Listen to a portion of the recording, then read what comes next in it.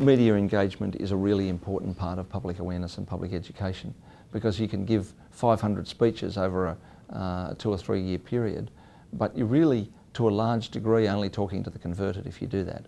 So you need to get out into that broader theatre of the media. Now, media engagement is not something that happens on a one-off basis or for a short term. I think there were a range of factors which drove the change, which caused the government to make the decision to bring or to let kids out of immigration detention.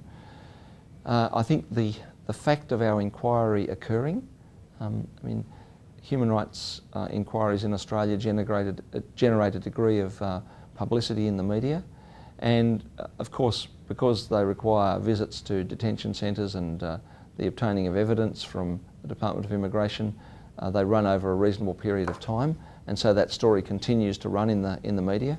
When I say a reasonable period of time, the inquiry probably ran over a 12-month period. Then we prepared and released the report, which was another big story in the media, and so, you know, the issue was building momentum. At the same time, a range of community organisations were working, not in partnership with the Commission, but alongside the Commission, in advocating to have kids out of detention. And there were some very clever media activities, or activities directed towards gaining media attention to force the government's hand on the issue.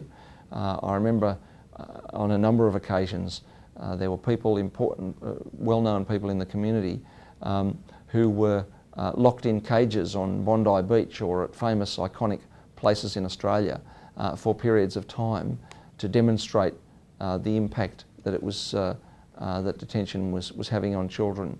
Now, of course, this wasn't the same impact. They were only locked in the cages for an hour or 2 hours or whatever, but it was a symbolic demonstration to the community of kids being locked up.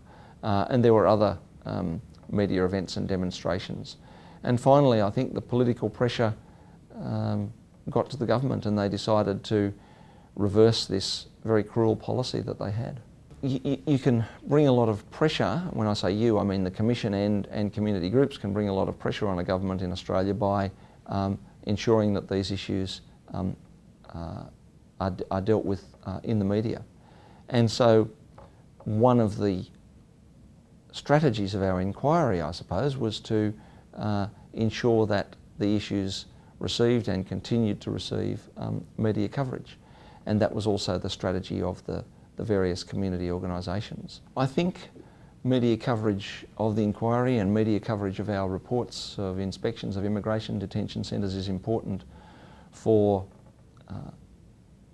because of the political impact that it has, but also because of the community education and public awareness raising that it carries out. And it's hard to determine which one of those is the most important. I mean, one of the jobs of a national human rights institution is to put human rights issues on the broader community map.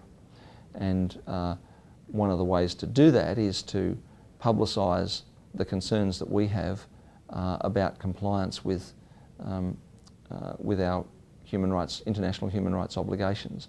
And this was a particular area where those obligations were not being complied with, and so we wanted to do that.